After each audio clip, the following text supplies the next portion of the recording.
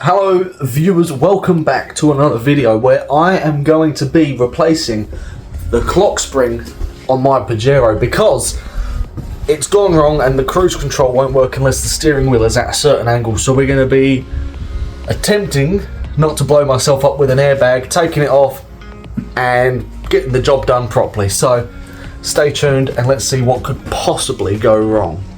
First job is to remove the battery terminals, so we're going to jump on and get that done now. I hope I don't zap myself. What way is it? Lefty loosey.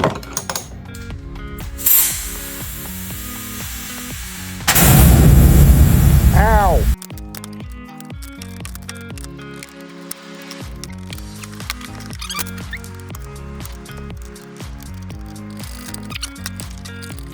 So what I've got to do is I've got to remove that. I'm pretty sure there's a bolt in there to get out there is, so you can sort of see it all the way in there. That's an Allen key and that will take off the steering wheel. There's a bit to get done, if I'm being honest. There's a couple of screws down here. Can't really see properly, you got one in there. Yep, there's one there, Phillips. And then I've done it wrong. Hang on, I've got to make the steering wheel straight. Right, back to it now. The steering wheel, there's meant to be some more screws. Oh, there's two there, that's right, two there. Two there, one down there, and that should help relieve it. So we'll get the screwdriver out and we'll start cracking on. Now, there is always a small chance that even after your battery's been disconnected, that beautiful thing that says airbag could still blow up. So we're going to play it on the safe side of caution here and hope and pray it doesn't. So once you get the bolts off, you want to sort of wiggle around it and then see how you can get the covers off the actual steering wheel. Right, so now the cover's off, we need to remove two connectors from this in order to safely remove the steering wheel. So we need to remove the green one there and the little black one. And I reckon the easiest protocol we'll be using and screwdriver. So we get down here, it should just be a matter of, there we go, and then there you can see you sort of push that down. Hang on, let's just lock that down. Ow, that hurt. And it should just be a matter of pulling that out. Should, anyway. Because I've only got one hand, I'm going to pull it out and then cut back when it's done, when both of them are out.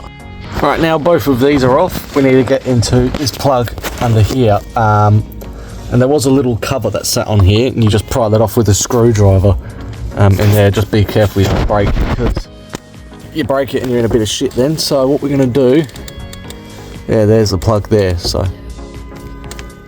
that is rather important to get off that. So assuming we just sort of pry this into here and right, again I'll cut back when it's done. Right, now these three are unplugged, it is time to remove the steering wheel, which I have to get a Allen key for, and then we can jam it in and undo it.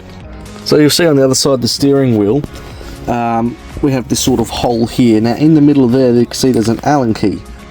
That's for an 8mm Allen key. So what I'll do is I'll funnel that in. You can feel it, there you go, see it's snagged on. It just takes a bit of force and then you can undo it and hopefully take the steering wheel off. Right, now that bolt's off, the steering wheel should just release. Right, now the steering wheel is off, you can see the old clock spring on the car. So we just want to remove these very, very easily. Remove these screws 1 and 2 and then it should slide off. Now here is the new clock spring, and installation is literally the exact same in reverse. Put on, screw it in, steering wheel on.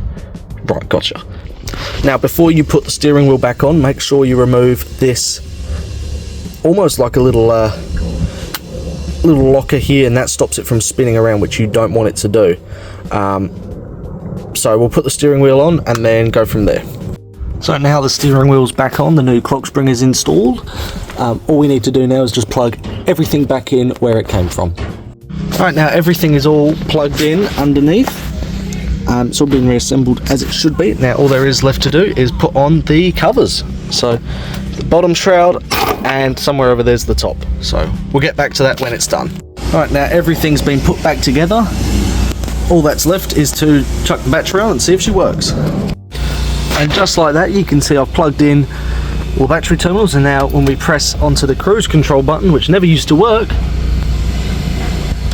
we now have a working cruise control. So there you go, guys. That's how you replace Clockspring in your whatever year Pajero. Mine's an NP, so NP Pajero. That's how you replace your Clockspring. Enjoy. And what kind of outro would it be if I didn't do my signature? So, thank you all so much for watching, and we'll see if there's another.